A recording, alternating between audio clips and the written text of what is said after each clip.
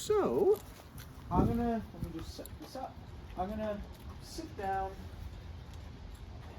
and I might just have him go on the grass so it's easier for him. Now, sometimes it's easier to do this in a stand position. Sometimes it's easier for the dog when I'm sitting. I do teach it both ways regardless. So like we were standing there a second ago, now we're gonna do this in while I'm sitting. So when I do this, what I do is I'll either step on it with my leash to do leash pressure, or I'll just pull downward. So, so what I'm gonna do is I'm gonna just, as I sit, I'm just going to pull down, and now I'm gonna step on the leash, and that's it. Okay. Now, like, what I could do is, this is if the dog doesn't have, you know, their settle word yet, then all right, fine, I'm just gonna say it like I did. I said nothing. I mean, like, so, you know, Right. fine. But if he has his word, which we'll do next, I'll say the word first, then I'll pull downward on the leash. So I'm gonna try that next, just so that way we can go over it for you. If he starts doing this when he's in the settle position, kind of depends on the dog a little. I don't mind a little bit of sniffing if you're not going to start wandering and trying to pull me everywhere like now. But if it starts to become too much, that's where then I need to maybe help, you know, the dog out and let them know, hey, hey, like, knock that off. Right. Okay.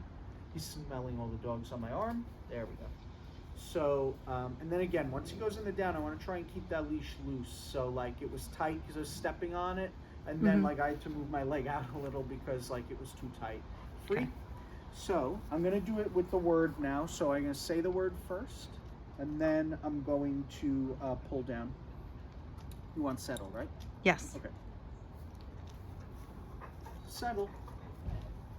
And then I just step on it. Okay. And now I'm just talking to you, ignoring him, so I'm not using food here. I don't want to use food here. I want the dog to just start learning to figure out, like, we're going to be hanging out and that's it. And like you have to figure out it's time to just relax. So this is again where that leash pressure concept becomes useful.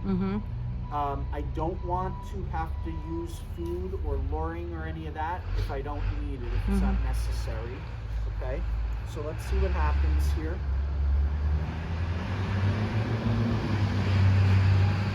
So let's see what happens. Like, obviously there's some pressure going on because I'm stepping on it.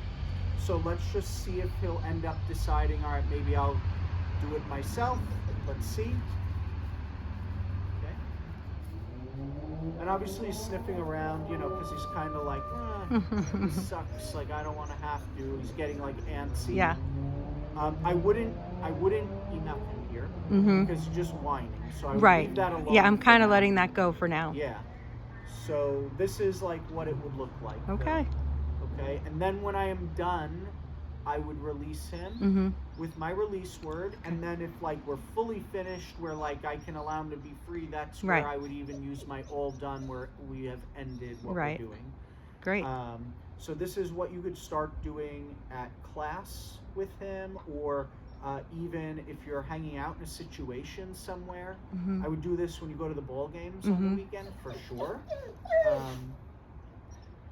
He just threw himself down like, this stinks. But like, so he might protest a little bit. Like, he has to learn, because this is where like he starts to get himself into trouble, and where you get frustrated with him, and where he starts getting worked up towards other dogs, or asking or like demanding that attention with that loud bark and everything. So this is like what's settled.